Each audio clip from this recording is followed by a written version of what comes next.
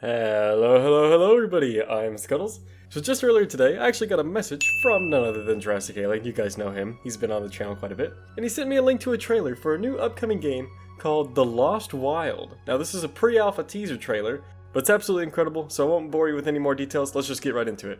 Take a look.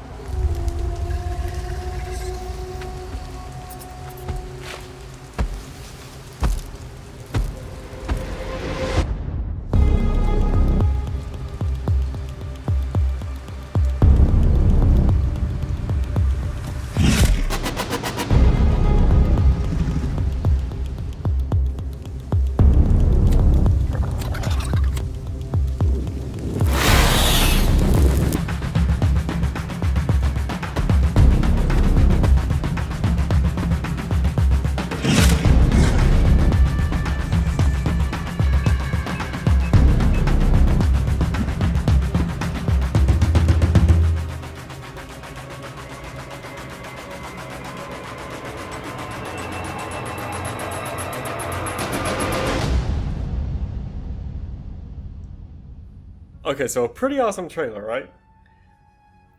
So this is actually going to be a first-person adventure, horror, survival dinosaur game. It's a very long title for a very specific kind of game, but it's a very awesome one by Great Ape Games. I don't know much when it comes to game studios, so I've never heard of this group before. Have they been around? I have no idea. Or are they just this new, smaller sort of group? Probably. I don't know. But what I do know is that they have a very promising, extremely good-looking game on their hands so far. I originally hadn't even intended to go over their website. I thought a website's a website, but no, a website is not just a website. They have a pretty awesome looking website. I haven't even gone through it all. This is going to be my first genuine reaction to it. But I opened it up and saw that they do have a bunch of different little videos and pictures, so I thought we'd all react to them together because I've just got a brief glimpse, but I have no idea what's actually on this page. So for starters, as you can see, we've got this beautiful jungle river cruise sort of thing going on right here. We're going down this nice little river and there's stegosaurids on each side, or probably just stegosaurs, not type of stegosaur. Anyways, and we've got a bunch of little dragonflies or magneto or whatever they are. But we've even got a little baby stegosaur, so I hope that means that there will be all sorts of different creatures and not just big dinosaur, little dinosaur, but actual whole family dinosaurs and everything like that. And I know that that seems pretty ambitious for just being a little survival game instead of being a full-on park builder, Jurassic World Evolution type game.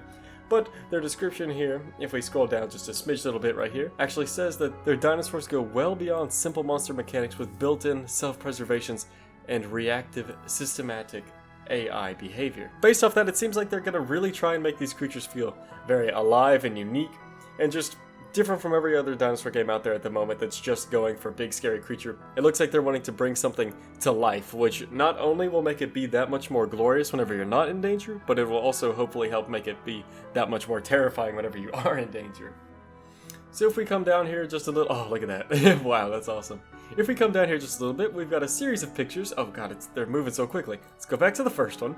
Here we can see we've got a group of some sort of raptors. They look pretty small because there's a person for reference, so this is probably either Velociraptor or Deinonychus, one of the two. Those seem to be the most popular sort of ones. But either way, it's some sort of small little theropod carnivore. Moving on to the next one, we've got a larger theropod carnivore. This looks to be probably an Allosaurus.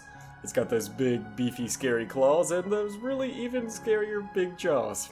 So I'm not sure if this is just a little cinematic picture or if this actually reflects what we'll be able to do in the game, but it does look as though we could possibly be able to shoot flares to distract creatures in order to either run away, or who knows why else you might want to distract them. But based off this image, if we were to take this for an actual in-game mechanic, it looks like we'll at the very least be able to throw a flare, which I can only assume from Jurassic Park and basically every other dinosaur game ever.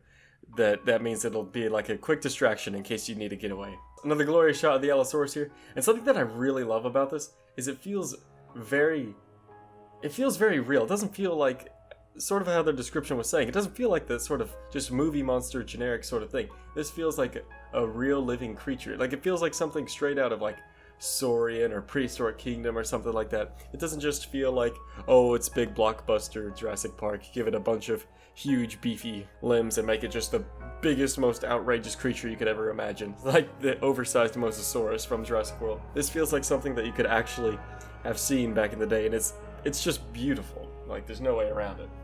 So let's move on to the next one. I'm excited to see what else they have. Oh, dang it. I got my hopes up for nothing.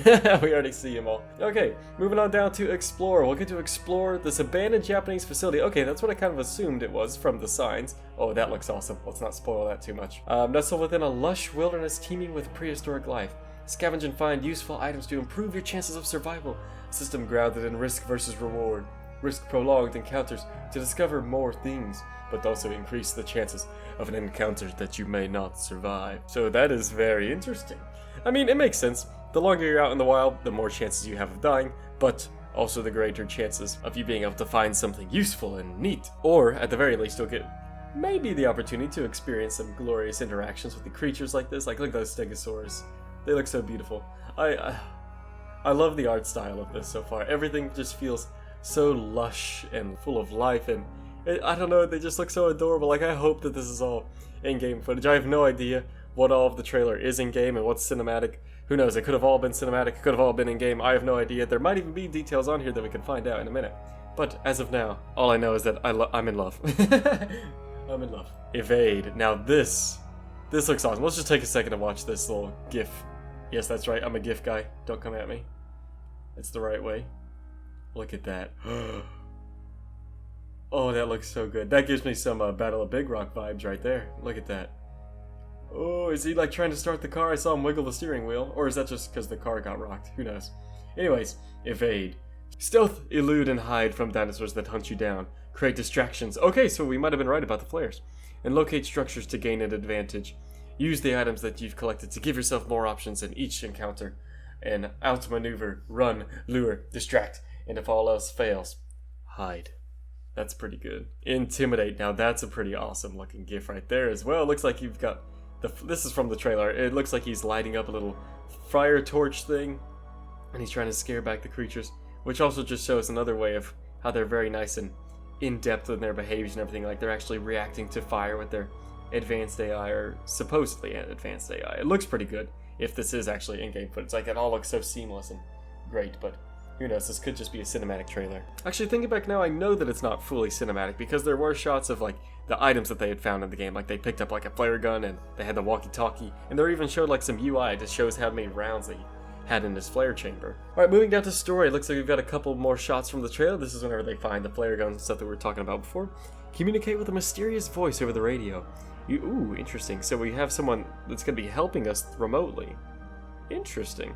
So anyways, communicate with a mysterious voice over the radio. Use it to help navigate your way through the facilities and find a way to escape.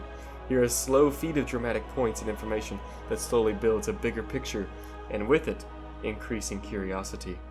Piece together the history of the island, the events that led to the situation that you're in, and face an emotional and impactful dilemma at the conclusion. Interesting. Are we going to be given a situation where we have to choose to, like, set off some sort of reactor thing and kill all the creatures? Or die trying or something like that? Who knows what that dilemma could be, but it sounds interesting. It almost gives me, like, Godzilla sort of vibes, because that's probably just me stereotyping because it's all Japanese, so I apologize. Maybe that's it. Moving on before I get in trouble. Oh, and that's actually the bottom, so we can join them. I think I might join the Discord. I think I'm going to do that. So yeah, here's their social media links if you actually want to go join them. Well, let's go back to the top of the page for just a brief second and see what else is here. Okay, so under the FAQs, we get a series of questions such as, what's the game about, what's the expected play time, who do you play as, is there going to be multiplayer, can you shoot or kill the dinosaurs, and is there any replayability?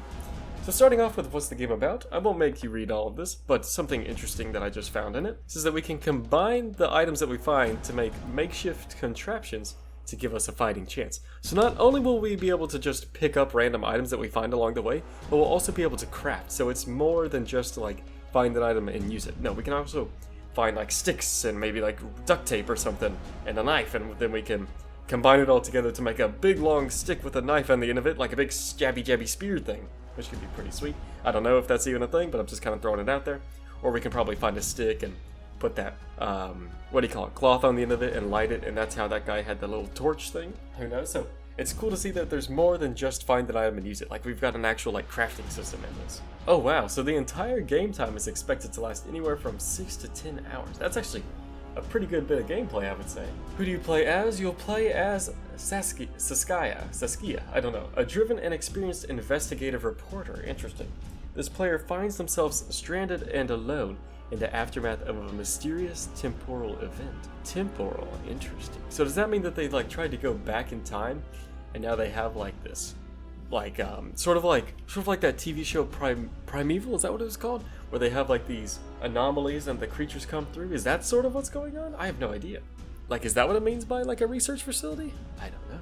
Is there going to be multiplayer? Not at this moment in time. Aw, that would have been so awesome. If it could be just like a 4-person multiplayer, or even just like a 3-person multiplayer, that'd be so cool.